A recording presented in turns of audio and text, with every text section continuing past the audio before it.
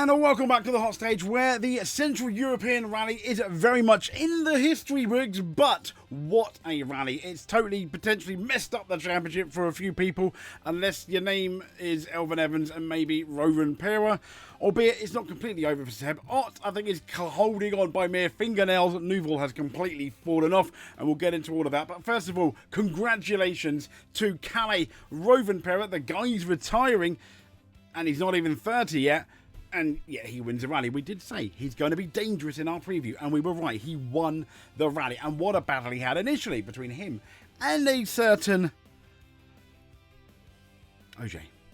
So, moving on from that, Elfyn Evans, the man who's had the lead at the beginning of the year, has taken the lead back again. He lost the lead to Tanak. He lost the lead to Ogier. He's back in the lead thanks to his second place just on the podium. I mean, he was absolutely ruined by Kalle Rovanperä, but at this rally he didn't need to beat Kalle Rovanperä. I think he will do, with at least in one of the next two rallies, but that's by the by now. But Elfyn Evans, a really strong performance from Elfyn, albeit a fantastic performance from Kalle Rovanperä. And here are the results. So Kalle Rovanperä, I mean, it was a Toyota 1-2, obviously winning. 43.7 seconds down was Elfyn Evans, and yeah, he did have that 5-second penalty, but still, I mean, that still would have given him, well over nearly 40 seconds anyway, minus a couple. And it was the big battle in the second half of the rally was between him and Ott Tanak. It was really close. It flipped and flopped, but in the end it came down to the last stage, the Wolf stage, the longest Wolf stage we've got this year on tarmac rally. A really cool stage, and Elfyn Evans ended up taking it by, I'd almost argue, a fairly comfortable amount in the end. Ott Tanak was using the 2024 Hyundai, where he was happy with, and to be fair, you can argue it's justified when you look at the massive gaps he had between his teammates, even before they fell off a cliff. Hello, Neuville. Katsuta, fourth, albeit a minute and 6 seconds down, but I think he's just about did enough, I think, to save his career going into Japan. Imagine if I want him to win Japan. I really do. Will he? I don't know. I'm not a betting man, so I guess we're going to have our fingers crossed. But Katsuta, what a rally he had. It was really, really consistent. No big silly mistakes. Adrian Formeau, 2 minutes 4 seconds down, not particularly great. Along with Sami Piari, 2 minutes 13 seconds down. Another very average run. They said it was good. But look, mate, you're 2 minutes 13 seconds down from your leader. No, not great at all. Josh McLaren, again, in the M Sport, unlike obviously a certain, Seb Ogier or his teammate Gogon Monster or Neuville, didn't make a mistake. So not too bad from Josh, but still. M Sport are really missing Adrian Formeau, a decent rally driver, are they, with a bit of experience. And then, Solberg, and then you get into the Rally 2 domain there. So this was SS15. This was at Neuville. This was his car, completely and utterly destroyed, sadly. And, SS15, he was out the rally. I mean, to be fair, it was a head-on collision with the side of a bridge. It's never going to be great, is it? He bent the bars and everything. We do have footage, but look at that. I mean, kaplunk.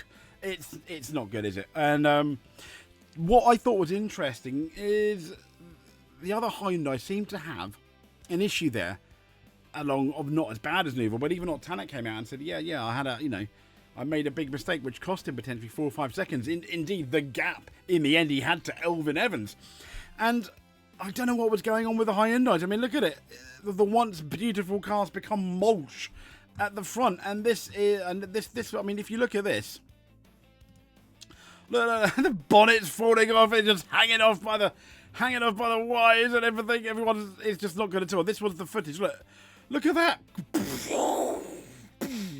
I mean, head on. It's fantastic that they're okay. Look at the damage to the bridge. Oh, it's just not good at all. We've got more footage here, I believe. Here we go. Oh, you can hear the gasp from the lady. Again, one more time. Yeah, I mean, it's just absolutely savage. Let's have a look at it again.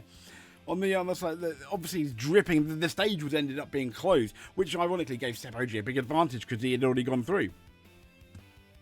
But yeah, I mean, the oil's going everywhere. It's just dripping. The car's just leaking bodily fluid almost. And, it's hard to watch, isn't it? So, I mean, Neuville, I think his once almost feeble title, being a title contender, is now completely gone. I think even though mathematically it's possible, it's not happening, is it? And this was, now at the beginning of the rally, Seb Ogier and Kalle Rovanperä were absolutely going hammer and tong. It was epic to watch. And Kalle Rovanperä came out and said it will be flat out Seb going for it with basically full risk. He has nothing to lose. Well, he's potentially got an 8th title to lose. Calle's got a 3rd title to lose. Evans has a title to lose. You could argue Evans has got the most to lose because he's not won a title. But anyway, he's worried that Seb Ogier is always going to remain a threat. And then this happened. Oh! No! Sebastian Ogier, he's gone off the road. He was up on the splits. Oh my! Oh, there we go. I mean, yeah, he was up on the splits. He's come out and said it was a puncture. That didn't read, which is the reason why he ended up going. As you can see here, he's turned and he just completely understeers into like the little stream ditch, whatever you want to call it, by the side, and that was it. And you have to wonder. They said in the commentary, had it not been for the really ill-placed tree, he may have gotten away with it. But he had a double whammy. His tyre was off. It was absolutely busted. Impossible, I think he ended up saying. But there it is. It's not great, is it, for Seb Ogier? Championship. I mean, if he loses the championship now by a few points, this. You never.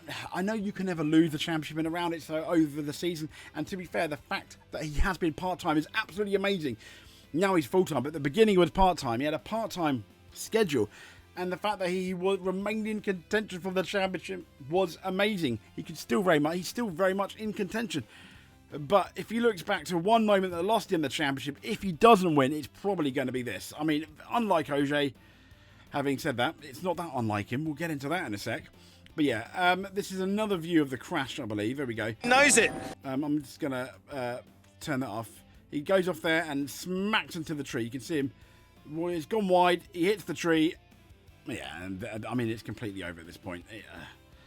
Poor Ogier. I mean, Elvin Evans even said it doesn't change anything on our side. Sorry for him. He was doing really well, but unfortunately, this is rallying from the man that didn't make any mistakes this week. Absolutely. And I did say it's unusual for Seb, but this was Central Europe 2024. Not the same corner, but the same rally in Central Europe 2025, yeah. I think if it happens a third time, it's officially a curse, isn't it? Kind of like Charles Leclerc's Monaco curse. But this is this is what the championship looks like now, going into the final rounds. Evans a slightly more healthier lead than 247, and Seb Ogier, thanks to his absolute Super Sunday Wolf Stage domination, is on 2-3-4, equal with Kalle Rovanperä. The last 2 rounds are going to be absolutely epic. I'll be very surprised if it doesn't go down to the wire. We're going to have to see. Elvin Evans looking good, but he's not as comfortable as some people think he is. If he goes and wins Japan, he's going to be. He won Japan, I believe, last year. So if you're an Evans fan, which we are, at the 3, I would like Elvins to win. We have a new rally full-time champion, because obviously with Kalle going away, Seb Ogier is going to have another part-time campaign. Who knows? But I would absolutely love it to be. I would love it to be Mr. Evans. But there we go. So moving onwards then, as we are going, I think as we have the absolutely wonderful rally WRC in the background. Let's just get rid of that, shall we? We're now going to look at our winners and losers of the WRC in Central Europe. We've obviously talked about the winners, but let's have a look. You've probably got a bit of an idea. The guy in last, as it's kind of like a thing now, as kind of like usual. Sadly, is Gregor Monster, who I think on the Friday, didn't do particularly well. Landed badly, and his speed. He's in an M Sport. It is always going to be difficult, isn't it? It's always going to be difficult. Next up then is this man here, Neuville, who was doing okay. He looked average to his teammate, especially Ott Tanak. and he's just not been with it this year, has he? So the second biggest loser of the Central European Rally is sadly Neuville. I don't know what's gone. It's kind of like someone else has stepped in his skin. He's just not the same guy as he was last year. I imagine it's the car and the tyres, possibly the car, because Ott Tanak decided to take the 2024 car that was at Monte Carlo, the Monte Carlo spec, and ended up doing a lot better. Fair play for Ott Tanak for taking that risk. Next up, yeah, he may have done really good on Sunday, but that one mistake that could, maybe not, but could have cost him the World Championship for 2025. A very uncharacteristic error, and obviously lest you're looking at Central Europe last year, was Seb Ogier. Yeah, not great at all. Next up is Sami Piari. Yeah, why so far down? Because, I mean, if he wasn't an M Sport, I'd kind of understand, yeah? But he's not. He is in and now the 2025 championship winning Toyota team. We do better. And because it was a harsh rally, that's why I've put Josh McLaren ahead of Piari. I think he did a fairly good job. He didn't... borderline respectful is pretty much what I'm going to go with. And then we've got Mr. Formo, who did... a C minus, I guess, if you want to give him anything. Like a very kind of did his job, very average. But then again, it's probably to the detriment of Ott Tanak. Had the vision of taking the older car. He didn't for whatever reason, and it may have really hurt him. But next up, with the top four, kind of like it's really boring, really, because they're in the order that they finished in the rally. But it's Takamoto Katsuta, a really solid fourth. Okay, he didn't set the world alight, but he didn't make a Taka-esque mistake, which I think is very important for Takamoto Katsuta. So absolutely congratulations, Taka. You finished fourth. Well done. That is, I think that's where you, at the minimum, should have been. Next up, we've got Ott Tanak. I was debating putting Ott Tanak ahead of Elfyn Evans simply because, hear me out, I think the car, even with the 24 car, the Hyundai car seemed to be so difficult this weekend and so inconsistent. He did a marvellous job just to get it to third without putting it in the wall or a tree or a grass verge, like some people did.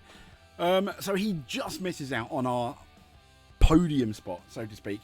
And it's Elfyn Evans that did in the end, because of the fight with Ott Tanak. I mean, he risked it all. He knew whatever happened, really, as long as he finished, he's going to take that championship lead, but he still had the cojones, so to speak, to beat Ott Tanak, and we know how fast Ott Tanak is when that Hyundai's right, which I don't think it was. I think the lack of Ott Tanak being happy with the handling in the Toyota really helped Elfyn Evans, and not to take anything away from what was an amazing Wolf Power stage for Elfyn Evans. But this guy here showed them all off, going neck and neck with Seb Ogier until Seb Ogier was the one to blink first and yeeted it into the landscape. Kalle Rovanperä didn't. He is our star rally driver of the year, in spite of the fact that he's retiring. He's probably got nothing to lose. But wouldn't it be great for him if the World Rally Championship goes into single-seaters? I mean, that would be absolutely amazing for Rally, because I'm sure he will obviously end up doing amazing as well. So congratulations to Kalle Rovanperä. If you made it to the end, though, please consider giving us a subscribe. That would be absolutely amazing if you want to subscribe.